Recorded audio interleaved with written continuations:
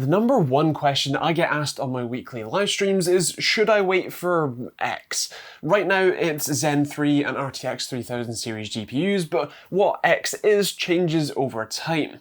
The point is that my answer to that question is almost always no, and in this video I want to explain why and some other tips for buying new PC parts. When someone asks me if they should wait for a given product to be released, like I said, my answer is almost always no, and there's a few good reasons for that. First, we don't necessarily know when products are going to launch, and more often than not, they're normally a number of months away from being available for you to actually go and put in your system. In fact, there are normally a few rumors spreading around about a given product's performance or maybe pricing, but for example, Zen 3 is meant to be more like the end of 2020, and so if you're planning on waiting for Zen 3 to either upgrade or build new, you're going to be waiting 3, 4, or 5 months for a chip that may not be any better than the current ones. The next point is that we don't know how much better the performance will be. It could be 5% better, in which case you've waited a number of months to get not all that much more performance, or it could be more like 20% better, which is great, except if you just bought some components today and then sold them on to upgrade later, you wouldn't be losing all that much money, but you would have had a much better experience for the 3, 4, 5, 6 months that it takes for the newer hardware to come out. And then there's pricing. Like we saw when the Nvidia's RTX launch, you got 1080 Ti performance from a 2080, but for 1080 Ti money. Besides adding the RTX suite, there wasn't much of a reason to buy a 2080 when you could get a discounted 1080 Ti and get similar performance instead. And that stands for all launches. AMD could jack up the pricing of their Zen 3 CPUs thanks to lower competition from Intel, and then it means that you would be much better off buying a Zen 2 CPU, and you've just waited 3, 4, 5, 6 months to find that out, and then you've had to wait all that time where you could have just bought a currently available CPU. The only exception that I would normally give to that rule is that if a product is going to be launching in the next, say, week or maybe 2, then it might be worth holding off to see how much performance that new part gets you and if it's, worth the value for money difference that it may have. Now, with that said, you can generally work that out because reviewers like us tend to get really quiet about what's launching, and often companies like AMD or Nvidia will pre-launch or pre-announce new cards, for example, and then give a week or 2 or 3 or even 6 months in some cases, release date for availability and reviews. Now, in general, that advice is good for both new builds and for upgrades, although if you're specifically just upgrading 1 or 2 parts of your system, you do have a slightly different question to ask yourself.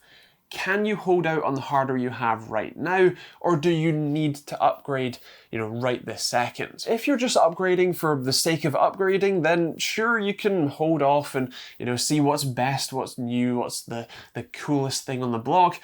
Feel free. If you're upgrading, say you want to maybe upgrade your display's resolution and you need to do some supporting mods to allow that to be a playable experience, then either upgrade when you upgrade your display, or maybe it is worth holding out to see what new performance may be on the horizon. But if you're planning on upgrading, say to facilitate an issue you have, so gameplay just isn't great, maybe you're not even hitting 60 FPS, or maybe you have a 140 Hz display and you're not hitting over even 100, then maybe upgrading now is a better option. Or even if, for example, you've started streaming and your CPU just really can't handle it, again, upgrading now is probably more beneficial than waiting 3, 4, 5, 6 months to find out something that's maybe 5 or 10% faster. The bottom line is, of course, it's entirely up to you. I'm not your boss. I'm just giving some hopefully helpful advice from someone who's been building PCs for like 10 years and reviewing them for most of that,